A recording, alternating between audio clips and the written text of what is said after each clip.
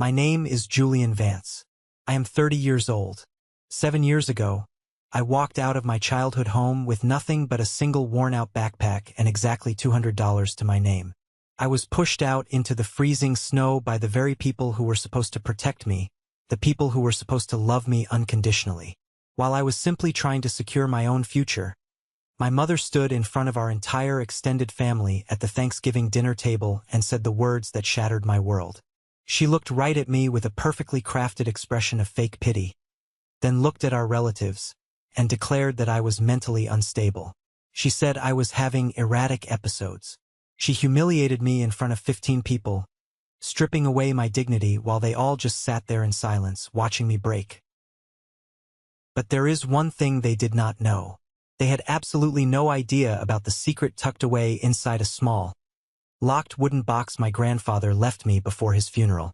They had no idea about the empire I was quietly building in the shadows while they paraded around our hometown playing the tragic victims. And right now, those same people who threw me away like garbage are desperately blowing up my phone, practically crawling on their knees and begging for my help. Before I tell you exactly what happened and how I took back my life from the people who tried to destroy it, please hit that like button if you believe that the truth always comes to light, no matter how deeply it is buried.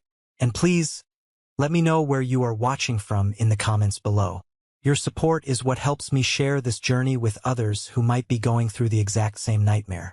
Now, let us go back to the night my silence finally broke. It was a Tuesday evening last month, right around 8 o'clock. I was sitting completely alone in my corner office in downtown Denver. The building was dead quiet. My entire staff had gone home hours ago. From my floor-to-ceiling window, I could see the city lights stretching out toward the Rocky Mountains, a glittering grid of success. It was a view that cost a massive commercial real estate lease, a view I earned through years of grueling, bone-breaking work. The only sound in the room was the soft hum of the ventilation system. My phone was resting face up on the polished mahogany desk. Suddenly, the screen lit up. Then it vibrated violently against the wood. Then it lit up again, and again. It did not stop. I picked up the device and stared at the lock screen notifications. The number just kept climbing. 10, 20, 30, 43 missed calls. All of them originated from an area code I had spent 7 years trying to completely erase from my memory. Ridgewood, Ohio, my hometown, the place where my nightmares were born. For 7 long years, I was an absolute ghost to these people. I had no emergency contact on file anywhere. I spent holidays completely alone, eating cheap diner food while families celebrated around me. I built an entire life, a highly lucrative career, and a completely new identity without receiving a single birthday card, a text message, or an email. Not one of them ever reached out to see if I was sleeping on a park bench, or if I had frozen to death during my first brutal winter in Colorado. They let me go completely, and I gladly let them go. I unlocked my phone, feeling my heart pound against my ribs. I tapped on the voicemail icon. I took a deep breath, steeling myself against the past, and pressed play on the first message.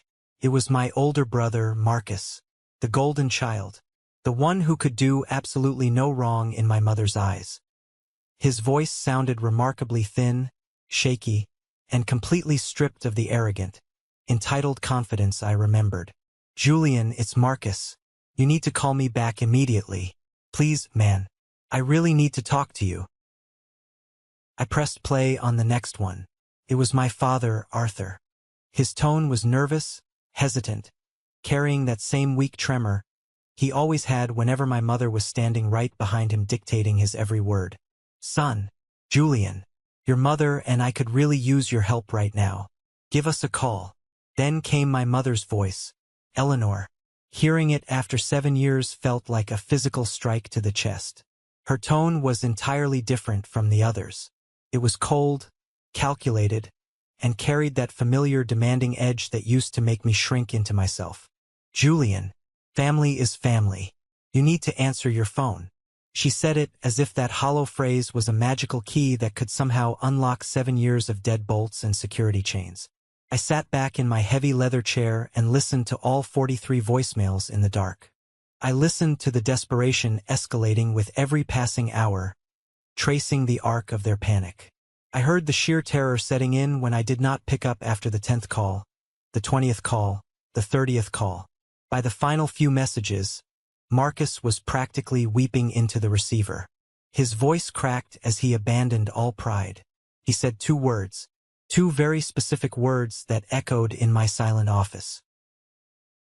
"Help me." I let the silence of my office wash over me, feeling the cool leather against my back. Not a single person in those 43 messages said they missed me. Not one of them asked how I was doing, if I was healthy, or if I was happy. And most importantly, not a single one of them said the words I actually needed to hear. Nobody said, "I am sorry." They just wanted something from me. They had somehow discovered who I became. They saw the title, the salary, the success, and suddenly the broken, unstable son was useful to them again. I gripped my phone tightly until my knuckles turned white. I expected to feel rage, but instead, a strange, cold sense of peace settled deep in my chest. I did not feel the slightest urge to call them back. Instead, my mind drifted away from the Denver skyline and pulled me forcefully back to the night this entire nightmare started. The night my family showed me exactly who they were. I used to think leaving them was the hardest thing I would ever do. I was incredibly wrong. The hardest part was surviving what they did to me before I walked out that door. Thanksgiving 2019.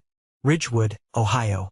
The Vance family home looked like a perfectly staged photograph out of an expensive lifestyle magazine. My mother, Eleanor, orchestrated these holiday events like a ruthless military general preparing for inspection. The expensive china was polished flawlessly. The heavy silver cutlery gleamed under the warm light of the dining room chandelier. 15 relatives were packed tightly around the long, custom oak table. The air smelled of roasted turkey, expensive wine, and a suffocating amount of pretense. I was 23 years old at the time. I was exhausted down to my marrow. I was working 2 minimum wage jobs just to keep my head above water. I spent my days hauling heavy boxes at a local logistics warehouse until my back screamed in pain, and my nights sweeping floors at a downtown diner until my hands were raw and blistered. Every single crumpled dollar I made went straight into a worn-out savings account. I wore shoes with actual holes in the soles, stuffing them with newspaper when it rained. I skipped meals just to save an extra $5 a week.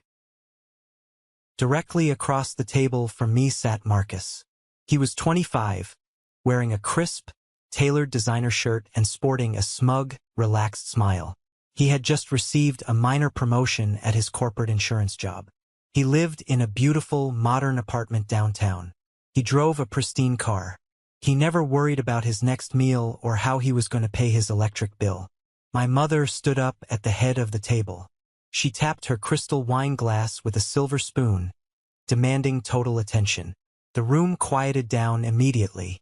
She raised her glass toward Marcus, beaming with a kind of radiant, genuine pride she had never, ever directed at me in my entire life. "To Marcus," she announced loudly, her voice echoing in the dining room. "Our shining star, the legacy of the Vance family." Everyone clapped enthusiastically. My father poured more wine, smiling weakly. My aunts and uncles nodded in deep agreement, offering their congratulations. I sat there quietly, gripping my cloth napkin under the table until my fingers ached. Nobody asked about my jobs. Nobody asked about my future plans or how I was holding up. I was the invisible son in my own home, the one who existed only to fill an empty chair and scrub the greasy dishes afterward. But that night I did not plan on staying quiet. I had a specific question that had been burning a hole in my mind for months. A question about my only ticket out of this miserable town. I waited patiently until dessert was served and the chaotic noise level finally settled down. I looked directly at my mother. I kept my voice steady, respectful, but incredibly firm. "Mom," I asked clearly, "is there any money left in Grandpa Thomas's college fund?" The silence that instantly fell over the room was absolute. It was not a polite conversational pause. It was a heavy, dangerous, suffocating silence. The clinking of silverware stopped completely. Relatives froze with forks halfway to their mouths. My mother slowly lowered her dessert fork to her plate. She did not look at me at first. She looked around the table, making absolutely sure she had everyone's undivided attention. Then, she locked eyes with me. Her face twisted into an expression of deep, tragic pity. It was an award-winning performance, rehearsed and perfected over years of manipulation. She sighed loudly, shaking her head. "This is what I have been dealing with lately," she told the entire room, her voice trembling slightly. "Julian's behavior has been erratic for months. He is just unstable." She painted a vivid picture of a son losing his grip on reality. A son who needed serious clinical intervention. My stomach plummeted straight to the floor. I felt the hot blood rush to my face. My Aunt Sarah reached over, grabbed my hand tightly, and whispered loudly, "Honey, your mother only wants what is best for you. You need to listen to her." I did not argue. I knew better than to fight Eleanor when she had a captive audience. I quietly stood up, gathered the empty dessert plates, and walked straight into the kitchen. I turned on the faucet and started violently scrubbing the dishes. That was my designated role in the Vance family. They celebrated, they thrived, and I cleaned up their mess. The water was running loudly, but the kitchen door was slightly ajar. I could hear hushed voices coming from the dining room. I heard my mother whispering furiously to my Aunt Beatrice. Eleanor's voice was completely devoid of the fake, trembling pity she had just displayed minutes ago. She stated coldly, "Thomas's fund already paid for Marcus's fraternity dues and the down payment on his new car. Julian does not need the money. He is not going anywhere in life anyway." I stood completely frozen at the sink. The porcelain plate in my hands nearly slipped into the soapy water. Grandpa Thomas had looked me dead in the eye just weeks before his funeral and told me about that money. It was $12,000 meant strictly for my education. It was my inheritance, my lifeline. He explicitly said, "This is for your future. Nobody can touch it but you." Somebody touched it. My own mother drained it to fund my brother's luxury lifestyle. I dried my hands roughly on a towel, walked straight back into the dining room, and confronted her in front of everyone. I demanded to know why my money was gone.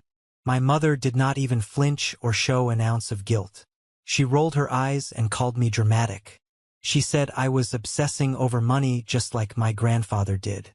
The sheer, ugly disgust in her voice when she mentioned his name made me physically sick to my stomach. 10 minutes later, Eleanor called a formal family meeting in the living room. I knew the execution was coming. She stood by the grand fireplace, looking incredibly sad and burdened. She announced to our 15 relatives that she had tried desperately to keep my mental struggles private, but I was clearly unwell and having dangerous episodes. She suggested I needed to be committed to a facility. I looked desperately at my father, Arthur. He stared intensely at the carpet, refusing to meet my eyes. He knew the absolute truth. He knew she stole the money, yet he chose cowardly silence. I looked at Marcus. He was casually scrolling through his phone, completely unbothered by the fact that he was driving a car bought with my stolen future. I did not yell. I did not throw a tantrum. I realized in that exact moment that fighting them was useless. I simply turned around and walked upstairs to my small bedroom. I pulled a faded duffel bag from the closet. I aggressively packed a few pairs of jeans, some worn-out shirts, my heavy winter coat, and my life savings from the diner, $200 in crumpled bills. The last thing I grabbed was a small, locked wooden box Grandpa Thomas had given me. I had never opened it, afraid that opening it meant truly accepting he was gone. I walked down the wooden stairs. The living room went dead silent as I carried my bag toward the front door. My mother stepped into the hallway, blocking my path. Her voice was sharp as shattered glass. "If you walk out that door, Julian, do not bother coming back. You are dead to us." I looked at her one last time. I felt no love, only an overwhelming sense of clarity. I told her I would rather freeze to death on the street than spend another second in her toxic house. I pushed past her, opened the door, and stepped out into the freezing November night. I walked 3 miles through the blinding snow to the local bus station. I bought a one-way Greyhound ticket to Denver, Colorado. It was the farthest place my $200 could physically take me. As I waited shivering on the bench, my Uncle Richard pulled up in his truck. For a brief second, I thought he was there to stop me. I thought he was an ally. He handed me a $20 bill and patted my shoulder, telling me to be safe out there. But as I turned to board the idling bus, I heard him talking on his cell phone. He was talking to my mother. He was laughing softly. He told her, "Yeah, he's actually getting on the bus. You finally got the house to yourself, Eleanor." I took my seat by the cold window. The heavy diesel engine roared to life. I watched the snow-covered streets of Ridgewood disappear into the total darkness. I had absolutely no safety net. I had no family. I had a mysterious wooden box on my lap and a burning, white-hot fire in my chest. I thought the worst of my suffering was finally over. I had no idea the real storm, the fight for my actual survival, was just about to begin. Denver was brutally, unforgivingly cold when my bus finally arrived after 38 agonizing hours on the road. The Greyhound dropped me off in the middle of a sprawling, unfamiliar city of concrete and glass. The bitter wind cut right through my cheap winter coat like a knife. I had absolutely nothing. No credit history to rent an apartment, no professional references, no college degree, and less than $50 left in my pocket after buying cheap gas station food on the road. My first few nights were spent in a crowded, chaotic men's shelter downtown. The air inside smelled strongly of industrial bleach, stale sweat, and deep despair. I slept on a thin cot with my duffel bag wrapped tightly under my arms, terrified that someone would steal my grandfather's wooden box while I rested my eyes. Every single morning, I woke up at dawn, walked out into the freezing city, and aggressively applied for any job I could find. Dishwasher, janitor, construction laborer. I faced rejection after soul-crushing rejection. Meanwhile, back in Ohio, my mother was busy rewriting history to fit her narrative. I managed to log into an old computer at the public library one afternoon and checked Facebook. Eleanor had posted a long, tearful status update in the local community group. She asked her friends and our church congregation to please pray for me. She claimed I was going through a severe mental health crisis and had run away from a loving, supportive home. She masterfully painted herself as the heartbroken, desperate mother holding out hope for her troubled, unstable son. The comments were flooded with sympathy. People praised her incredible strength and faith. Uncle Richard commented publicly that I was always a difficult, ungrateful child and that she had done everything she could. I stared at the glowing monitor until my eyes burned with unshed tears. The level of sociopathic manipulation was staggering. She was actively using my disappearance to farm sympathy, solidify her status as the town's martyr, and cover up the fact that she had stolen my inheritance. I deleted my Facebook account that very same day. I realized then that I could never fight her toxic narrative from the absolute bottom of the gutter. If I wanted to survive, if I wanted true justice, I had to become someone she could not possibly touch. 2 brutal weeks later, I finally caught a break. I landed a job in the basement mailroom of a mid-sized tech startup called Apex Solutions. The salary was barely above minimum wage, but it was a legitimate paycheck. It meant I could finally move out of the shelter and rent a tiny, windowless room in a boarding house that smelled of old soup. I threw myself into the mailroom work with a terrifying, obsessive intensity. I was the very first person in the corporate building at 6 in the morning, and I was the absolute last person to leave at 8 at night. I memorized every department layout, every executive's name, every vendor routing schedule. I completely optimized the internal mail delivery system within my first month. I was completely invisible to most of the wealthy corporate staff, just a nameless guy pushing a heavy metal cart. But I was paying intense attention to everything they did. During my second year at Apex, a senior project manager named Greg started noticing my relentless work ethic. Greg was the classic corporate opportunist. He wore heavily perfumed, expensive suits, talked a massive game in meetings, but constantly missed vital deadlines. He started secretly handing me his overflow work. Data entry, complex spreadsheet formatting, basic vendor communications. I took every single task he threw at me. I needed the raw experience. I needed to learn the business. For 6 grueling months, I essentially did Greg's high-paying job while he took 2-hour lunches and collected massive quarterly bonuses. I thought I was paying my dues. I thought he was quietly mentoring me. Then came the end-of-year review. Our CEO, a sharp, deeply intimidating man named Elias Thorne, called a massive department meeting. Elias was reviewing a complex logistics report that had just saved the company tens of thousands of dollars. Greg proudly stood up in front of 50 people and took full, unadulterated credit for the entire report. He accepted Elias's praise with a fake humble smile. He did not mention my name a single time. I sat way in the back of the room, my hands shaking uncontrollably with a familiar, blinding anger. It was the exact same sickening feeling I had at the Thanksgiving table. Someone else was taking what rightfully belonged to me, assuming I was too weak, too poor, and too insignificant to fight back.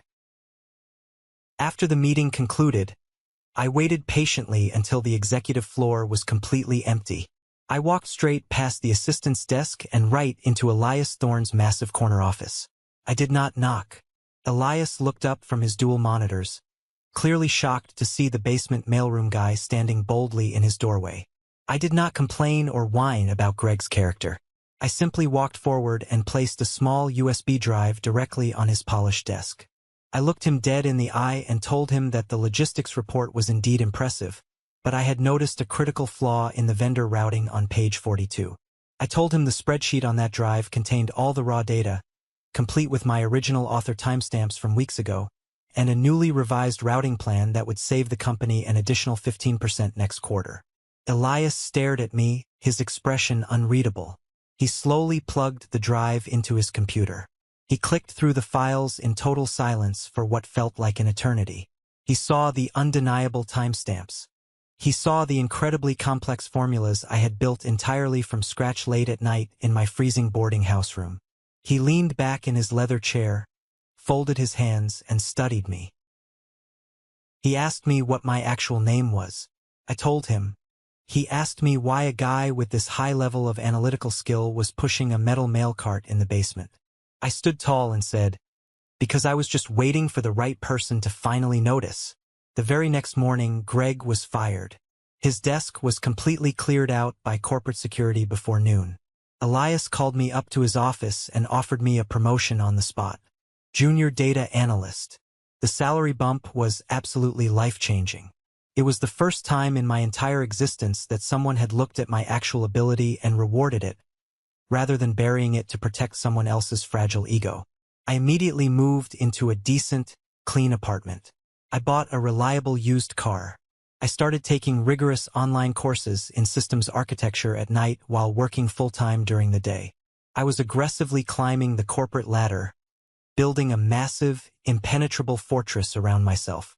I was finally breathing clean air, but the dark ghosts of Ridgewood were still lingering in the back of my mind. I knew that simply earning a high salary was not enough to heal the specific kind of psychological damage my family had inflicted. I needed to confront the past. I just needed the master key. I had been living in Denver for 4 years when I finally found the courage to look directly at the past. By this time, I had formed a remarkably tight bond with a senior coworker named Sarah. She was a brilliant software developer who quickly became the fiercely protective sister I never had. We spent countless late nights eating cheap takeout in the corporate break room, talking about everything from code to our deepest traumas. She knew I had absolutely zero contact with my family. She never pushed me for the gory details, but she deeply understood the heavy emotional weight I carried with me every single day. One rainy evening, I invited Sarah over to my apartment to help me assemble some new living room furniture. While she was unpacking a cardboard box, she noticed the small, ornate wooden box sitting quietly on my bookshelf. It was covered in a thick layer of dust. She paused, walked over, and asked me what it was. I swallowed hard and told her it was the only physical item I took from my grandfather, and that I had never opened it because I was terrified of what it meant.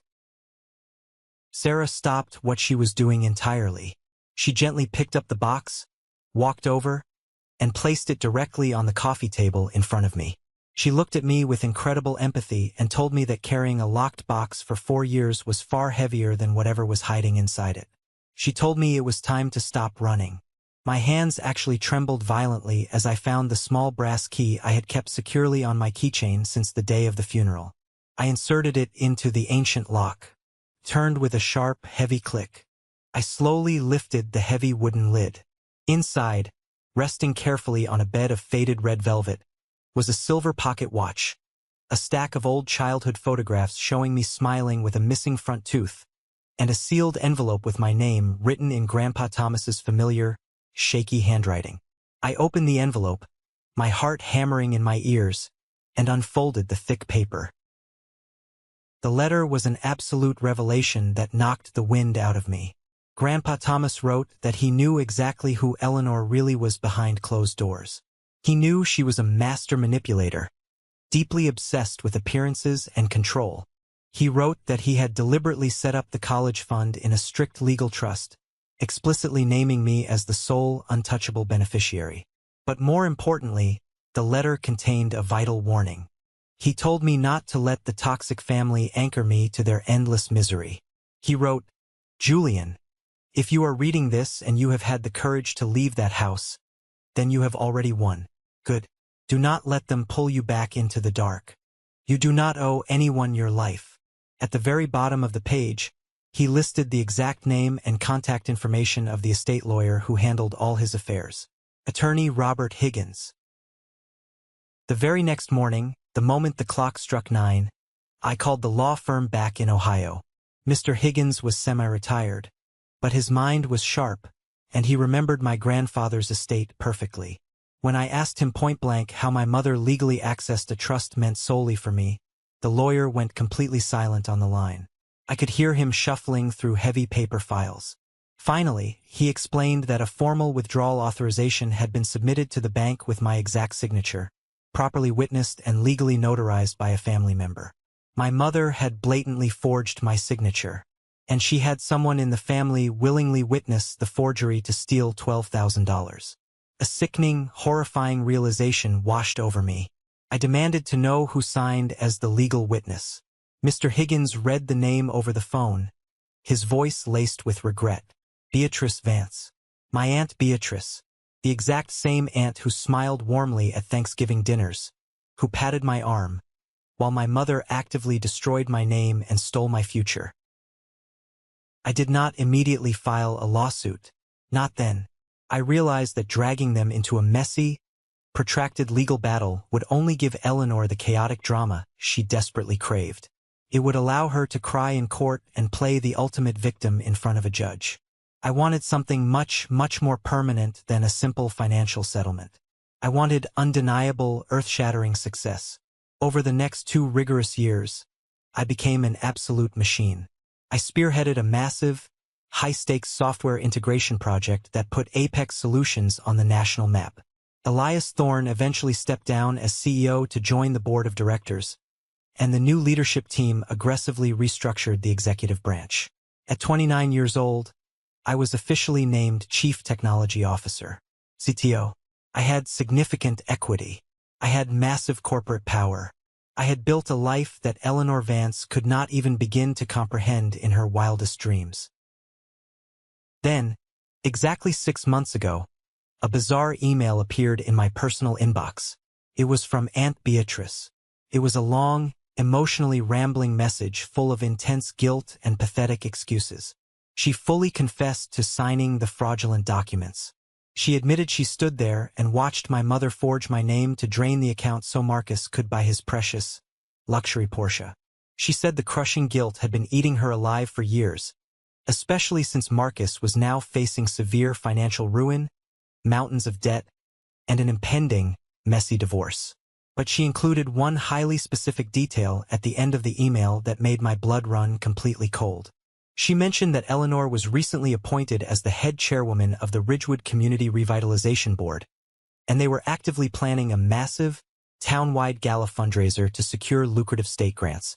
2 short weeks after receiving that confession email, My corporate secretary walked into my spacious office. She handed me a formal, gold-embossed invitation. The Ridgewood Community Board was desperately looking for a high-profile, successful tech executive who hailed from the Midwest to serve as the keynote speaker at their upcoming gala. They had blindly reached out to Apex Solutions, specifically requesting the CTO to speak on leadership. They requested me.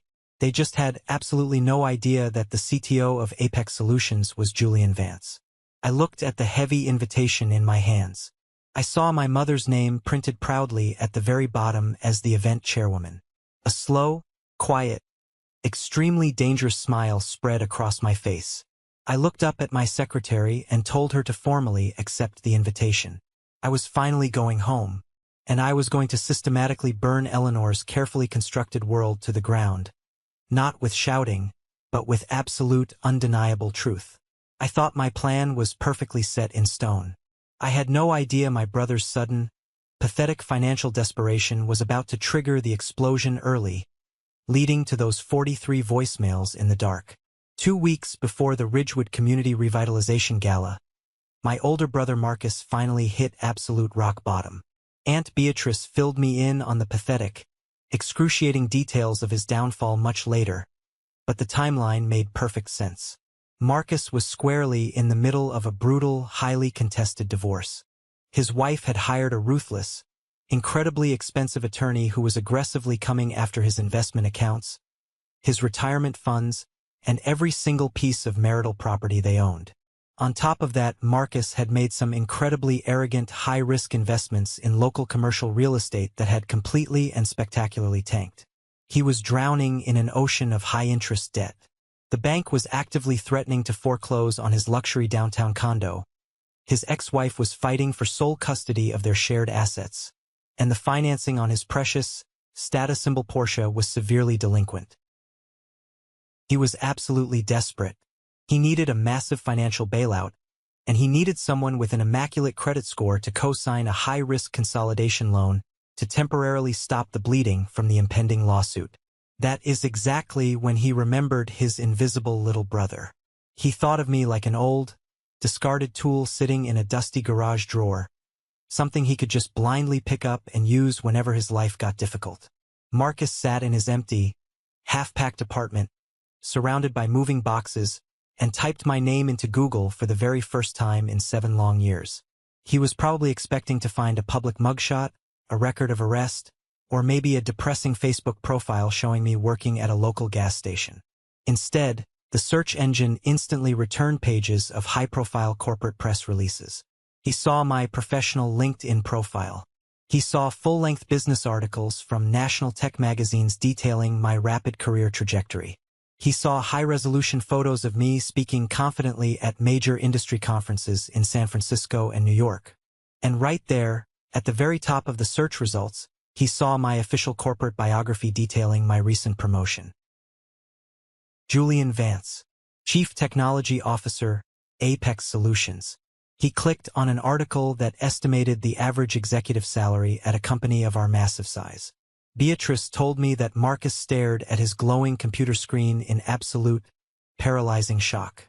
His hands were shaking so violently he could barely pick up his cell phone to call our mother.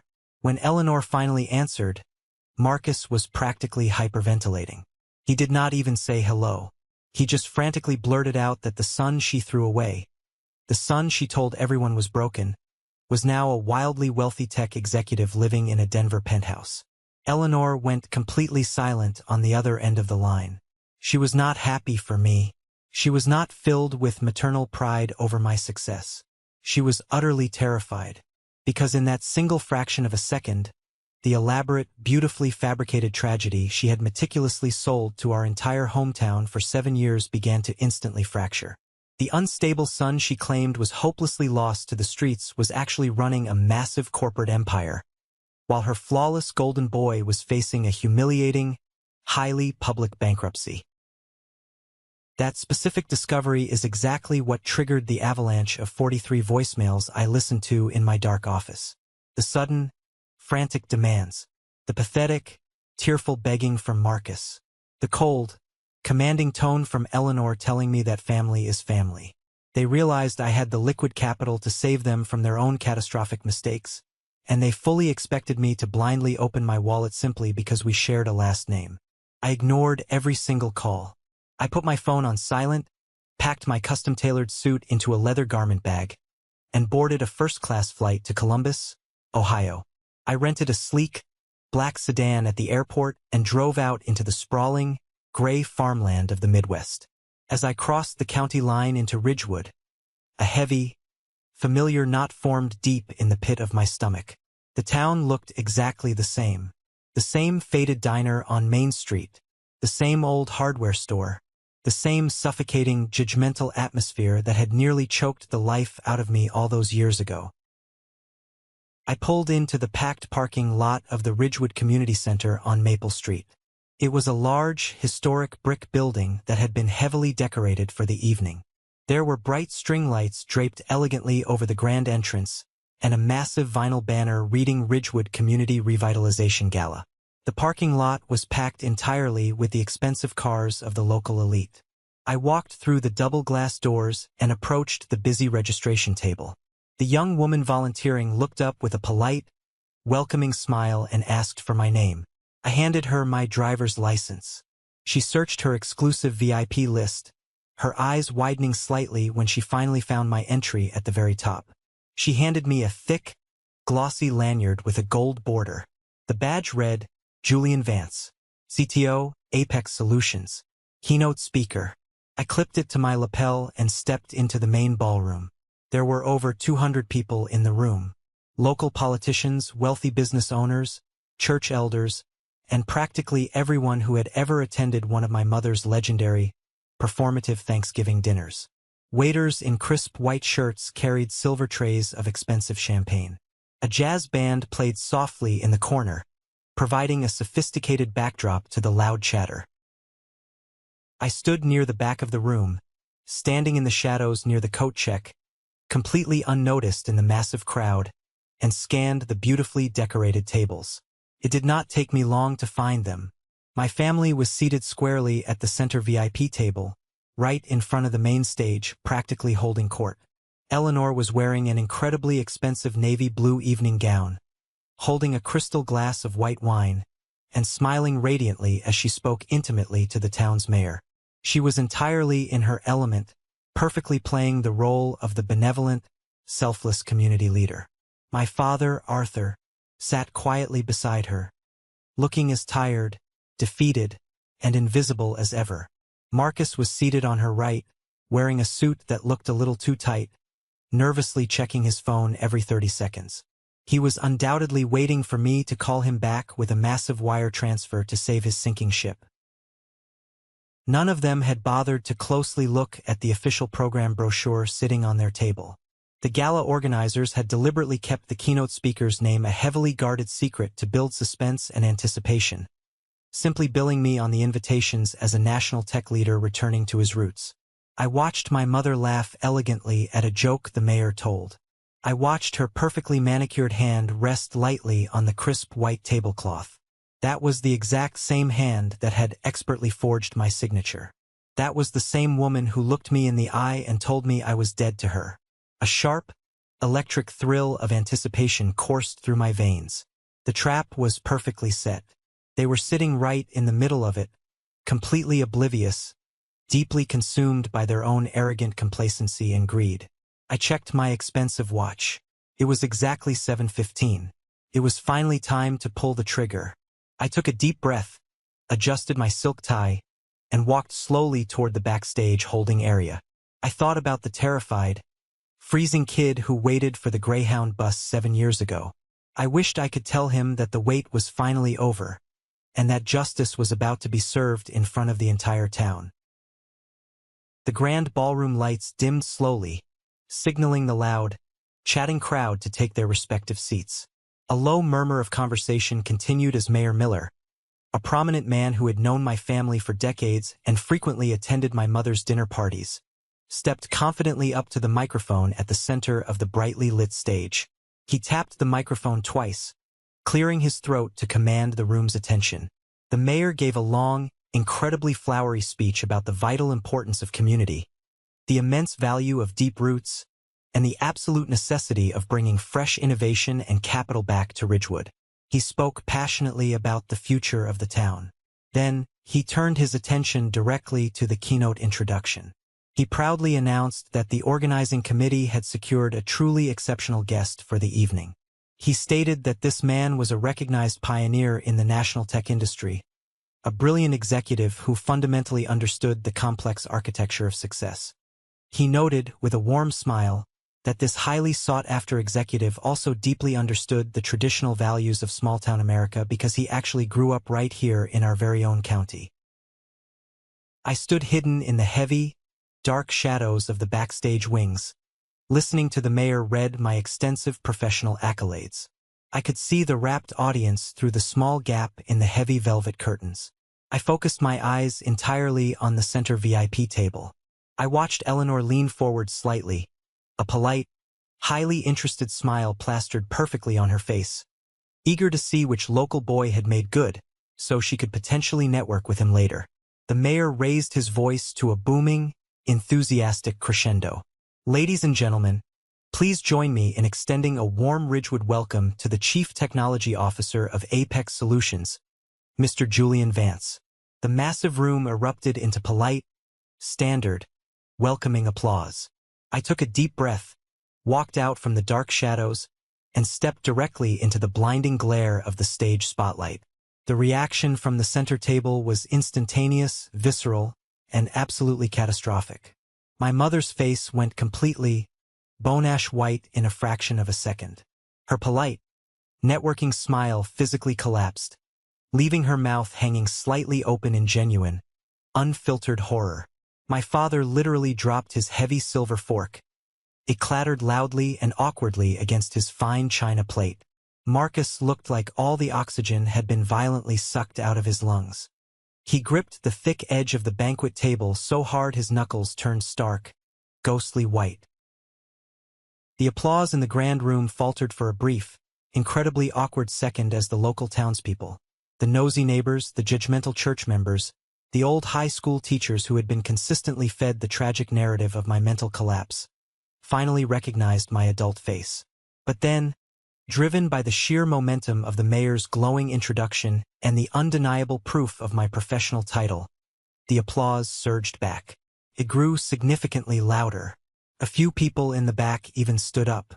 They were enthusiastically clapping for the exact same man they had been told was a broken, unstable burden living in a gutter. I walked purposefully to the clear acrylic podium, set my notes down, and looked out at the vast sea of faces. I let the thunderous applause wash over me. I did not look down at my family. Not yet. I gripped the smooth edges of the podium and leaned closely into the microphone. "Thank you," I said, my voice echoing clearly and powerfully through the massive hall. "It has been a very long time."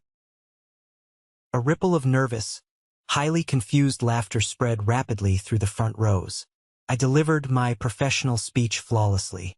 I spoke eloquently about building sustainable corporate infrastructure.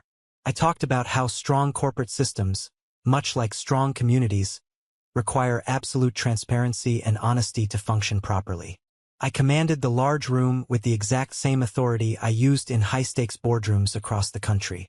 I was professional, sharp, and totally in control of the narrative. Then, as I reached the final 5 minutes of my allotted time, I deliberately closed my leather binder. I stepped out from behind the safety of the podium and walked much closer to the very edge of the stage, removing any physical barrier between myself and the audience. The room grew incredibly, uncomfortably still. I lowered my voice slightly, making it conversational, highly intimate, and deadly serious. I told the crowd that true revitalization is not just about repairing old brick buildings or securing lucrative state funding. I said true revitalization requires repairing the fundamental truth and exposing the rot hidden beneath the floorboards. 7 years ago, I said, projecting my voice clearly to the very back of the room, I left a house in this very town with exactly $200 to my name and a single worn-out bag. I did not leave because I wanted to explore the world. I did not leave on a grand adventure. I left because staying in that extremely toxic environment was actively costing me my sanity, my future, and my rightful inheritance. Nobody in the massive room moved a single muscle. The silence was absolute and deafening. I finally looked down and locked eyes directly with Eleanor. She was practically vibrating with sheer, unadulterated panic. I was told by the people closest to me that I was unstable. I continued, my unwavering gaze fixed entirely on her trembling face. A vicious narrative was carefully constructed and maliciously fed to this wonderful community. A calculated story designed entirely to farm unearned sympathy and hide a much darker reality. A reality involving forged legal documents, a stolen college fund, and the absolute betrayal of a dying man's final wishes. A woman sitting in the third row literally covered her mouth with her hands in shock. Frantic, scandalized whispers began to spread rapidly across the tables like a wildfire. I could see the mayor looking nervously between me and Eleanor. The dots were connecting in real time in the minds of everyone present. But the absolute truth, I said, my voice cutting through the rising whispers like a sharpened steel blade, is that the only help I ever actually needed was distance. Distance from the toxicity. Distance from the lies. I learned the hard way that you cannot build a strong foundation on a rotten core, no matter how beautiful and perfect the house looks from the street. Thank you for having me tonight.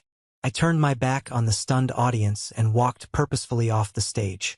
The entire crowd sat in paralyzed, breathless silence for 3 full seconds before a slow, hesitant applause started, eventually growing into a massive standing ovation.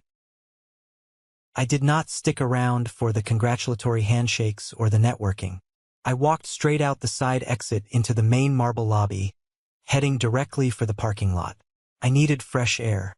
Before I could reach the heavy glass doors, I heard the frantic, echoing clicking of high heels on the marble floor behind me. Julian, wait right there. I stopped walking and turned slowly. Eleanor was practically running toward me, with Arthur and Marcus trailing closely behind her like obedient dogs. Her face was flushed a dark, angry red with a terrifying mix of profound embarrassment and boiling, uncontrollable rage. She stopped exactly 3 feet away from me. She tried desperately to force a warm, motherly smile, clearly aware that several influential town council members had followed her into the lobby to watch the family drama unfold. Julian, sweetheart, she said loudly, her voice dripping with fake, sickening affection. What an absolute surprise. We had absolutely no idea you were so incredibly successful. Come here, give your mother a hug. She opened her arms widely and stepped toward me. I held up one hand, palm facing out, stopping her dead in her tracks. Do not touch me, I said. My voice was not loud, but it carried an incredible, unshakable firmness. Her fake, motherly smile violently twitched. The carefully constructed facade dropped instantly. She leaned in close, hissing viciously through her teeth so the hovering council members couldn't hear. You vindictive little brat. You deliberately humiliated this family tonight in front of everyone I work with. I looked down at her, feeling absolutely nothing but cold, sterile pity. I never said your name on that stage, Eleanor. If the shoe fits perfectly, you should wear it. Marcus aggressively stepped forward, puffing out his chest in a pathetic show of dominance. Bro, you need to show some damn respect. We have been calling you for days. I am losing my house. I am in the middle of a massive lawsuit. You owe us a conversation. I looked at my older brother. He looked so incredibly small, so remarkably weak and desperate. I listened to all 43 of your voicemails, Marcus. Every single one of them. Not a single apology for what you took from me. Just a pathetic, whining demand for my money. The answer is absolutely no. I am not co-signing your loans. I am not paying your expensive divorce lawyer. Eleanor crossed her arms defensively, her eyes flashing with pure malice. You are being incredibly selfish, Julian. Family is family. You have more money than you know what to do with. I let out a harsh, dry laugh that echoed in the lobby. Family? You want to talk to me about family? I reached into my inner-tailored suit jacket pocket and pulled out a folded piece of heavy legal paper. I handed it directly to my mother. I spoke directly with attorney Robert Higgins last week. I have the official bank records. I have a copy of the fraudulent withdrawal slip. And I have the signed, written confession from Aunt Beatrice confirming that you actively forged my signature to steal $12,000 from my college fund. Eleanor looked down at the legal paper in her violently shaking hands. Her mouth opened and closed repeatedly, but no sound came out. The air completely left her lungs. I leaned in so close she could smell my expensive cologne. I am not filing a lawsuit, Eleanor, because watching you live with the fact that everyone in this town now knows exactly what kind of monster you are is a much, much better punishment. You are completely powerless. Do not ever contact me again. I turned around, pushed open the heavy glass doors, and walked out into the cool, crisp night air. I thought I would feel an overwhelming rush of adrenaline, but instead, I just felt a profound, incredible lightness. The heavy chain had finally snapped. The social fallout in the small, tight-knit town of Ridgewood was absolute, immediate, and utterly devastating for Eleanor Vance. I did not stay in Ohio to witness the resulting carnage firsthand. I drove my rental car straight to Columbus and flew back to Denver on the very first flight out the next morning. I didn't need to stay to watch the fire burn. Aunt Beatrice, acting out of a desperate, pathetic need to cleanse her own guilty conscience, eagerly became my personal informant.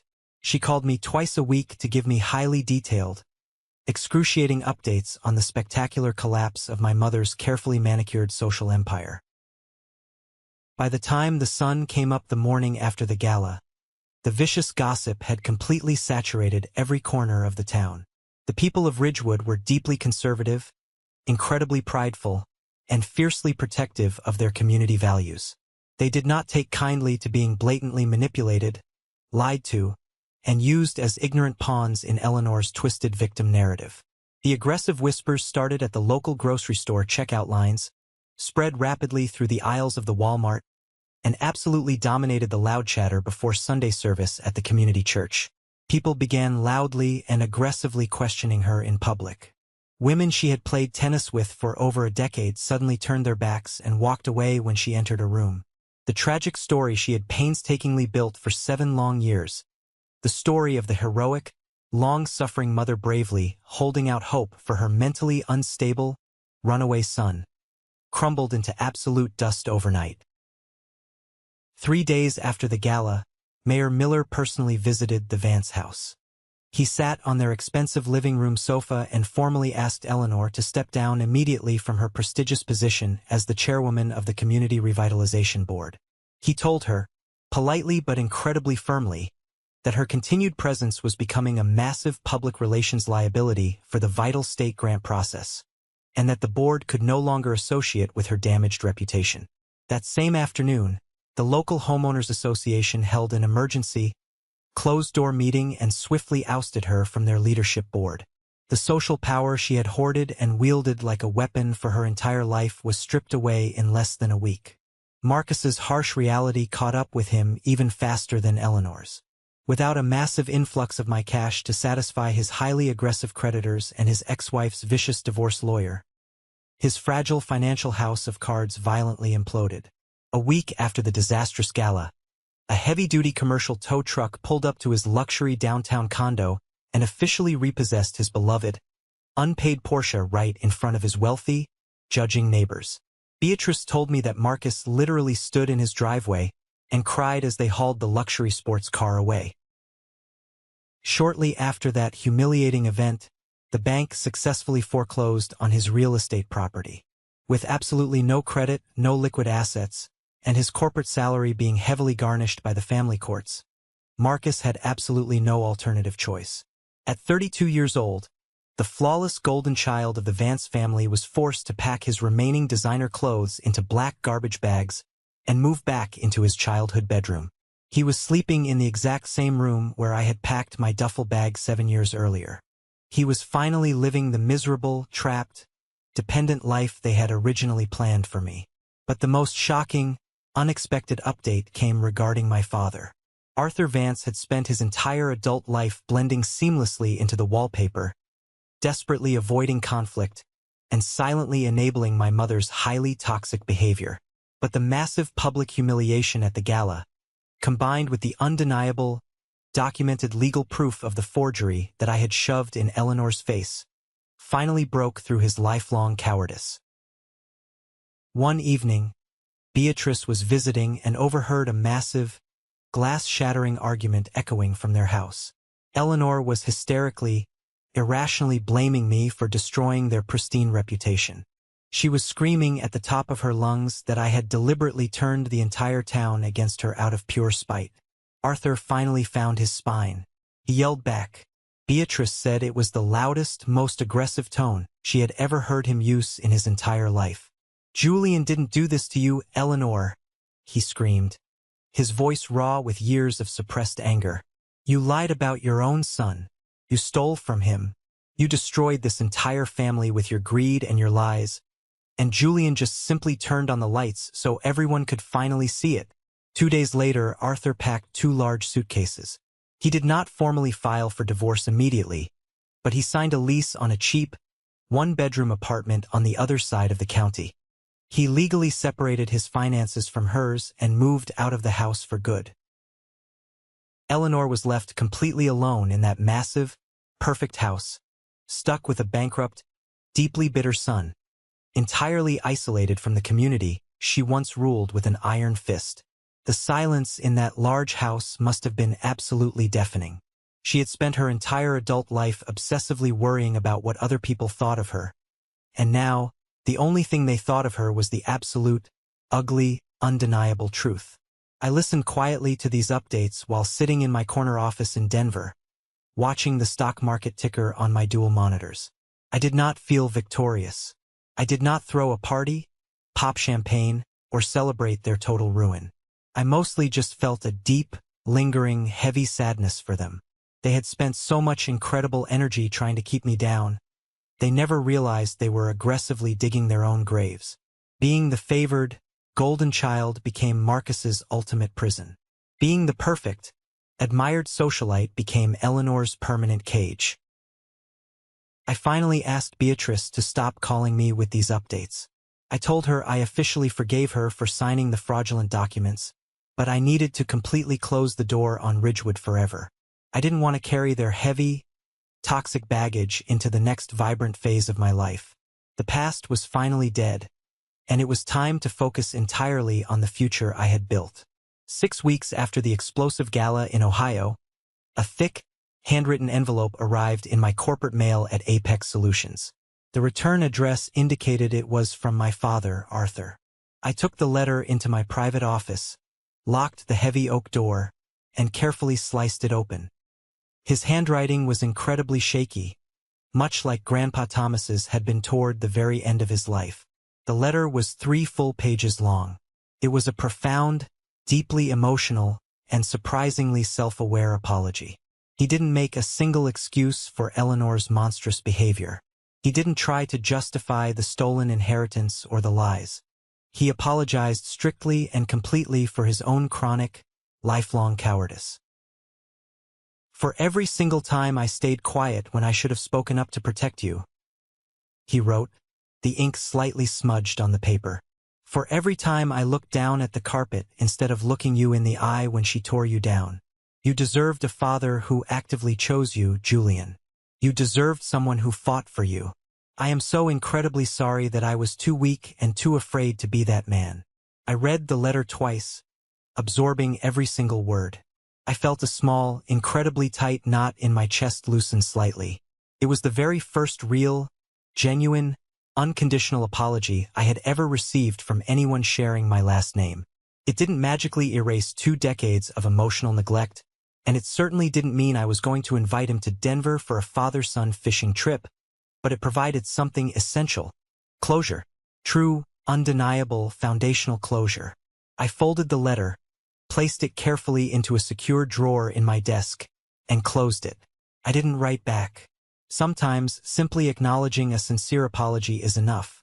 You absolutely do not have to invite the person back into your house to prove you have healed. I realized then that I had a massive surplus of residual anger that I simply no longer needed to carry. I had built a highly successful career fueled entirely by raw spite, burning anger, and a desperate, primal need for survival. Now that the war was officially over, and the enemy was defeated, I needed a brand new purpose. I contacted my personal wealth manager and instructed him to liquidate a significant portion of my stock portfolio. I reached out to a prestigious local university in Colorado and established a permanent, heavily funded financial endowment. I named it the Thomas Vance Memorial Scholarship. It was a comprehensive, full-ride academic scholarship specifically designed for young men and women who had aged out of the foster care system, or who had been legally emancipated from highly abusive households. It was for students who were out there trying desperately to survive entirely on their own, completely cut off from the financial safety nets of a normal family, just like I had been. The university posted a beautiful press release online to announce the new college fund. They included a photo of the scholarship's namesake, a faded picture I provided of Grandpa Thomas holding the small wooden box shortly before his funeral. It wasn't an act of petty revenge against my mother. It was an act of profound, enduring defiance. It was my way of taking the absolute worst, most painful thing that ever happened to me and legally binding it to something incredibly beautiful and supportive. I fundamentally changed the ending of the story. A few months later, during the week of Thanksgiving, I hosted a massive dinner party at my penthouse apartment in Denver. The snow was falling heavily outside the massive floor-to-ceiling windows, blanketing the bustling city in quiet, peaceful white. Inside, the apartment was warm, loud, and incredibly, wonderfully chaotic. Sarah was arguing playfully with Elias Thorne about the complex architectural flaws in a new software framework. Some of my lead developers were setting the large dining table. We didn't have matching, wildly expensive china. We didn't have perfectly polished silver spoons. We drank decent wine out of mismatched glasses, and the food was a massive, beautifully messy spread of catered Italian takeout. I stood in the kitchen, leaning against the cold marble counter, and just watched them interact.